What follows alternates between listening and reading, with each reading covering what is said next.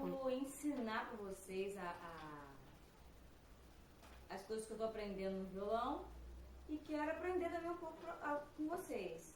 Tá? Então, é um curso de uma aprendiz. Tudo bem?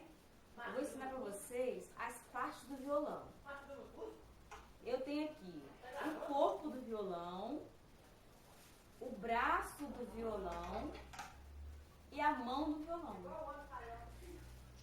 O corpo do violão ele é composto de tampão, da boca, do cavalete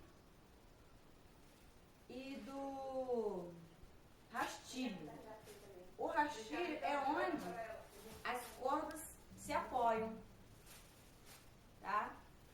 E aqui eu tenho o braço do violão, que é composto de casas, primeira, segunda, terceira, quarta casa e aí por diante.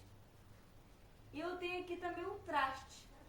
O traste é onde as cordas elas encostam, né, quando você toca. E na mão do violão eu tenho as tarraxas, né? As tarraxas aqui, que elas servem para o afinamento do violão. E assim, na medida que eu for aprendendo, eu vou passando para vocês algumas coisas. E se vocês tiverem algumas coisas novas, mandem para mim, tá? Essa é a nossa primeira aula, que são falando das partes do violão. Se você gostou, inscreva-se no meu canal e coloque aí embaixo que gostei.